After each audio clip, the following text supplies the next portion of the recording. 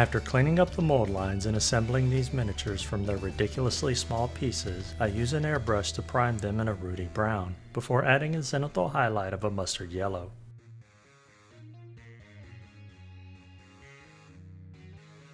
I add an additional highlight of tan on just the shoulders, head, and upper backpack. These airbrushed highlights were also done with thinned acrylic primers. Once at my desk, I cover the entirety of what will be the tan areas with a speed paint that has been thinned at a 1:1 ratio with speed paint thinner. I spread this quickly with the large brush, and anywhere I get too much pulling, I use a clean brush to wick away the excess as needed. It's important to make sure you don't miss any spots, as if you add a little after it dries, you'll end up with lighter and darker splotches as the thin transparent layers quickly add up. Once the speed paints are dry, I add a fairly thick edge highlight on the areas where a light from above would hit, and I mostly ignore the under areas. Even still, these edge highlights took forever. I mean it, this was extremely tedious, where the airbrush and speed paint steps took less than 20 minutes, not including the drying times. The edge highlights took just over 5.5 hours over the 6 battle droids. I could have shaved some time off if I was faster, but I personally paint far worse if I rush, so I force myself to take time. I could have also saved a little time by highlighting less areas, but I feel like in the end this effort was rewarded with a better result.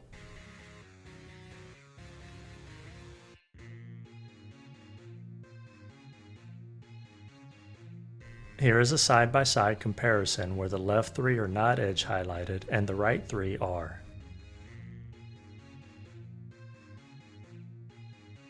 When the edge highlighting is done, I add to the tedium and do a second, brighter edge highlight.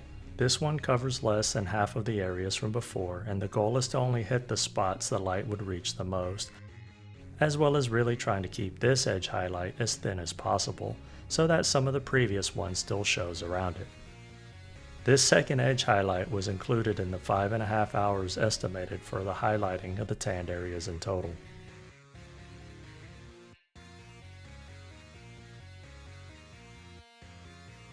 With the bulk of the body work complete, the next step is to add the markings to differentiate between the different droids. I looked at a screenshot from one of the movies these things first appeared in, and I immediately assumed the yellow markings indicated the leader, and the red markings indicated the minions, and a Google search proved me right. So I picked one to be the leader, and over several coats I base coated with a mustard yellow to build up a solid base coverage. I painted this on the back of the head as well as roughly drawing a circle on its chest. From here, it's just more edge highlights with a lighter yellow tone, though on a much smaller surface area.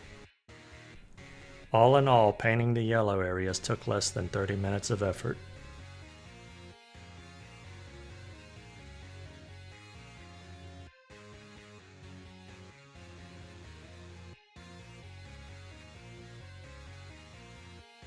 For the red markings, I followed the exact same approach, a base coat of darker red, a light fat edge highlight, and then a thinner brighter edge highlight. So hooray! More edge highlighting. Again, at least the surface area is much smaller, and this roughly took me about 10 minutes a miniature for these red tones.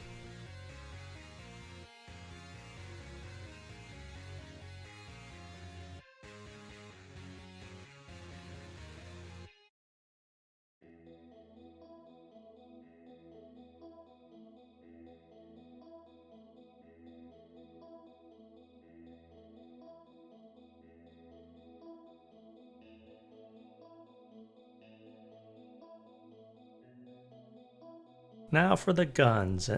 Yeah, who am I kidding? Exact same approach, base coat followed by 2 edge highlights. The tedium on these was rough, but at this point I could at least now see the end of this project approaching. The guns took about 2.5 hours of work.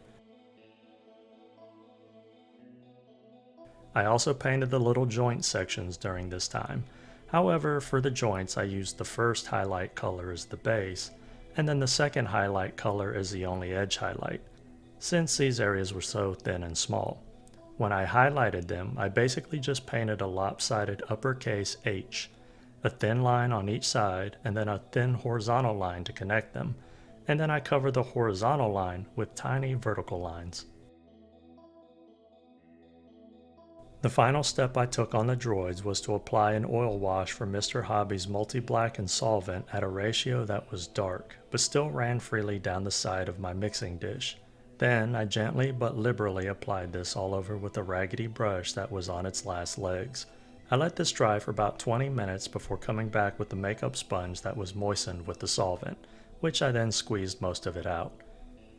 I only want enough solvent in the sponge that leaves a residue on my fingernail but doesn't ooze out and run all over the miniature.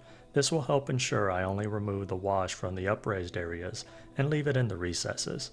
This oil wash and removal took about 15 minutes of active effort. And this is where I stopped. I intentionally left the steps for the bases out, though if you want to see how I did the metallic base, you can follow the steps in my Kalani video, linked above as well as in the description. The desert base I'm not really happy with and wouldn't recommend anyone copying what I did, though it was ultimately just an edge highlight of mustard yellow on the already airbrushed base from the start of the video, followed by applications of Vallejo pigment powders and pigment binder. I still have the footage for it, so if you do want to see it, drop a request for it in the comments, and I'll consider making a YouTube short.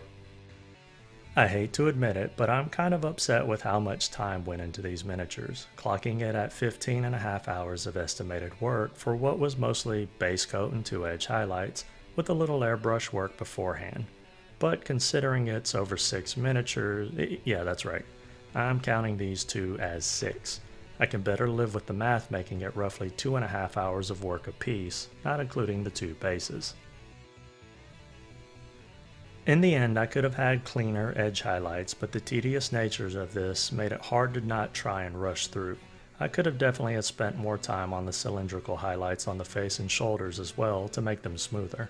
I think the guns is where the highlights started to show the most sloppiness, but beyond what boils down to some ugly edge highlighting in a lot of spots, I don't really have any major complaints other than the desert base. I do like the colors chosen for the red and yellow areas, and though the color on the body ended up being a little darker due to the speed paint I chose to tint it with, I still like how those tones came out in the end.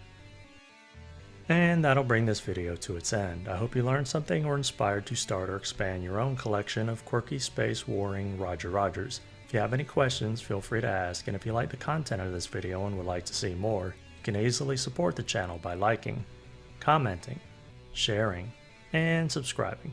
I'm Jim with Working with Miniatures. I'm truly grateful for your time, and I bid you a fond farewell. Until the next video.